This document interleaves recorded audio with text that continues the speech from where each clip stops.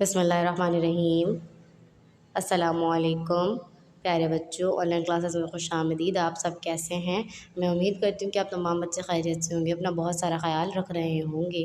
प्यारे बच्चों, हम आपको आज ऑनलाइन क्लासेस के ज़रिए से असाइनमेंट में काम करवाएंगे। मज़मून उर्दू है, मिक़ात जमात चारुल कुव्वात, मज़मून उर्दू क़वाइद पढ़ाऊँगी। प्यारे बच्चों, अब तक हम उर्दू अदब में काम कर रहे थे, अब हम उर्दू क़वाइद में काम करेंगे।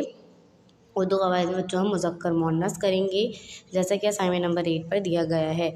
प्यारे बच्चों, मुज़क्कर मुअन्नस करने के लिए अपनी असाइनमेंट नंबर 8 निकाल लीजिए। असाइनमेंट नंबर 8 पर मुज़क्कर मुअन्नस निकालिए।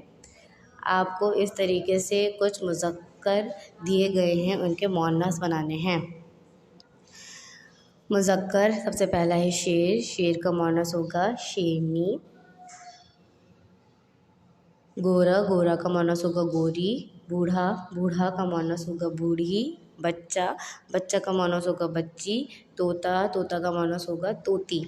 प्यारे बच्चों, ये था हमारा आज का लेक्चर। अब हमारी मुलाकात अगले लेक्चर में होगी। तब तक के लिए अपना बहुत सारा ख्याल रखिएगा। अल्लाह हाफ़िज़।